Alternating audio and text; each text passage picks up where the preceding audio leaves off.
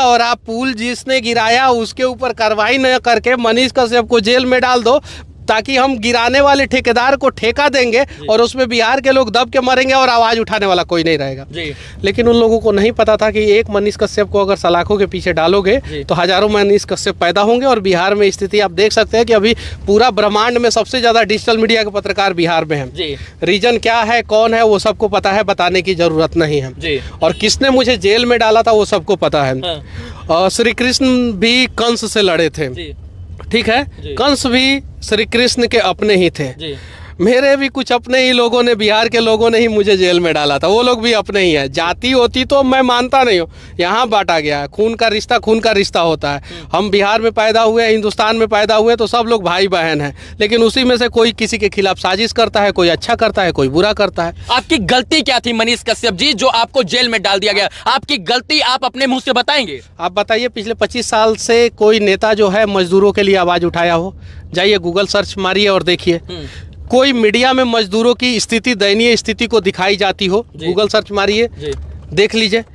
अब मजदूरों के ऊपर चर्चा होने लगा है, मजदूरों के ऊपर, पलायन के ऊपर हो रहा है चर्चा, हर चीज पे। मैं तो यही चाहता हूं कि पूरे देश में जितने भी मजदूर हैं, जितने भी उनका वहाँ की सरकारें, लोकल सरकारें, स्थानीय सरकारें, जैसे महाराष्ट्र के हों तो महाराष्ट्र की सरकार, बिहार के हों तो बिहार की सरकार, उनका 25 लाख रुपया का इंश्योरेंस करें। और उनको पेमेंट कितना दिया जा रहा है, हफ्ते में कितने घंटे काम लिया जा रहा है, कितने दिन काम लिया जा रहा है, महीना में कितने दिन काम लिया जा रहा है, और साल में कम से कम 60 दिन की छुट्टी पेड लीव दी जा रही है कि नहीं दी जा रही है, ये वहाँ की स्टेट गवर्नमेंट का काम है, वो तय करे।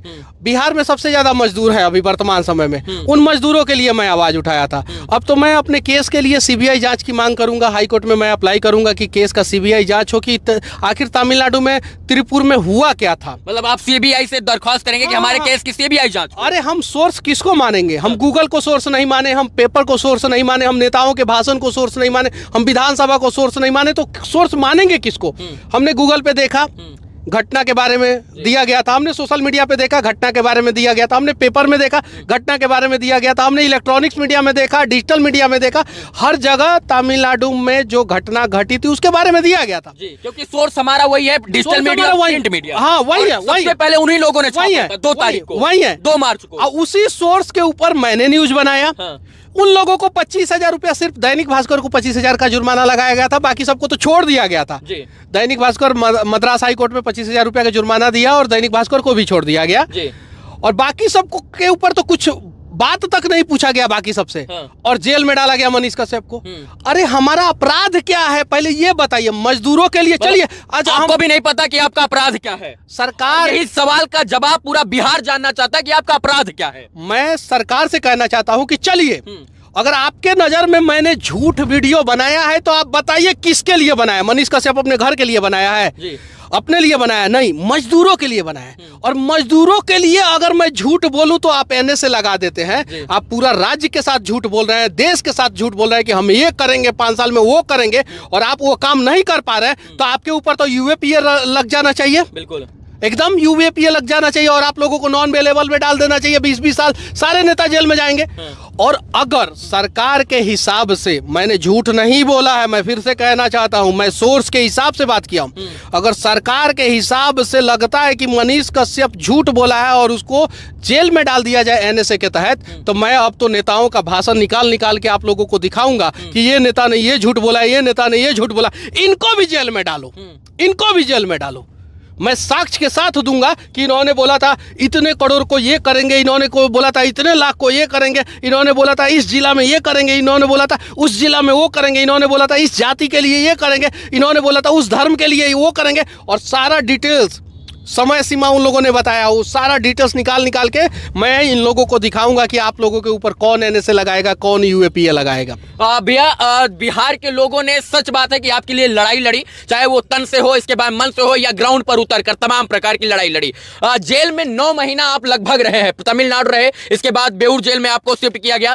तमिलनाडु की जेल में आपके साथ कैसा बर्ताव किया गया? उसके बारे में मैं बाद में बताऊंगा, ठीक है, अभी समय नहीं है। बस उसके बारे में मैं बाद में कुछ चीज़ों को जो है वो हाइड रहने दीजिए। एक सवाल है जिसका जवाब हम लोगों से अमूमन पूछा गया ये 2-4 दिन के अंदर कि क्या मनीष कश्यप जी जेल से निकलने के बाद माइक लेकर बिहार के लोगों की आवाज बुलंद करेंगे या राजनीति के माध्यम से अपना योगदान देकर राजनीति का उज्जवल भविष्य करेंगे? माइक कभी मैं नहीं छोड़ूंगा, बस इतना जान जाइए जी। माइक नहीं छोड़ूंगा, बस माइक लेकर ही लड़ाई लड़ी जाएगी।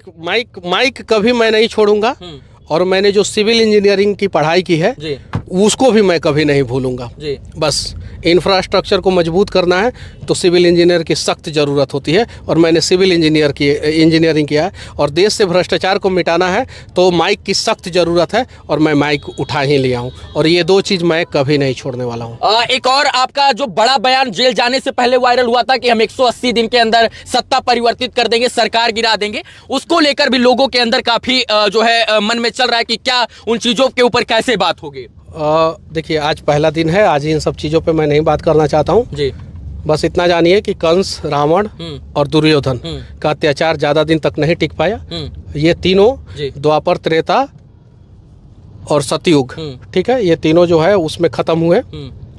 अभी कलयुग में भी वैसे वैसे बहुत सारे लोग हैं, उनका भी आतंक खत्म होगा, उनका भी अत्याचार खत्म होगा, उनका भी भ्रष्टाचार करने वाले लोगों का भ्रष्टाचार खत्म होगा। आज नहीं तो कल नया सवेरा बिहार में भी जरूर होगा।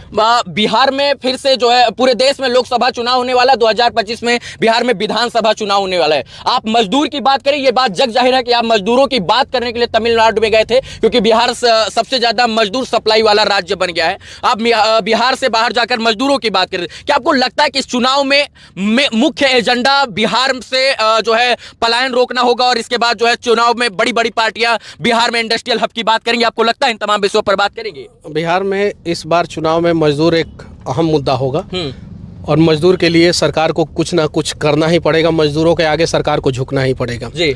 इस बार किसी भी हाल में कोई भी सरकार हो, भाजपा हो, कांग्रेस हो, आरजेडी हो, जदयू हो, कोई भी सरकार हो, सपा हो, कोई भी, जिसको भी बिहार में चुनाव लड़ना है, जिसको